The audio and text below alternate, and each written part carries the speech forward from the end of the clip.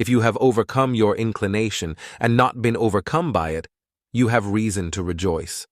I'm never less at leisure than when at leisure, or less alone than when alone. If you have a garden and a library, you have everything you need. Advice in old age is foolish, for what can be more absurd than to increase our provisions for the road the nearer we approach our journey's end? It is easier to find men who will volunteer to die than to find those who are willing to endure pain with patience. If you must break the law, do it to seize power. In all other cases, observe it.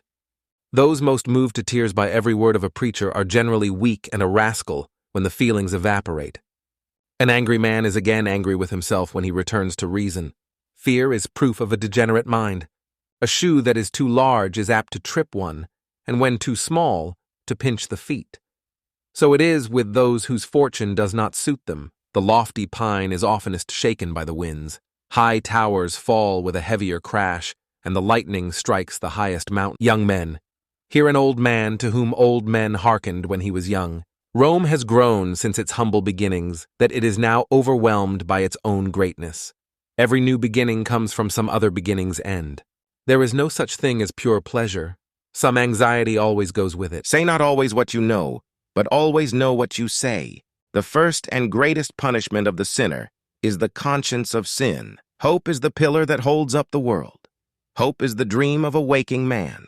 The gods conceal from men the happiness of death, that they may endure life. I have often wondered how it is that every man loves himself more than all the rest of men, but yet sets less value on his own opinions of himself than on the opinions of others. The universe is transformation. Life is opinion.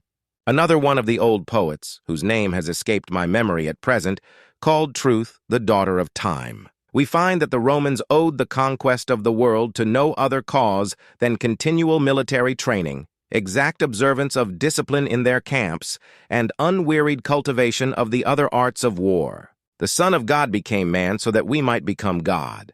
If there is a God, whence proceed so many evils? If there is no God, whence cometh any good?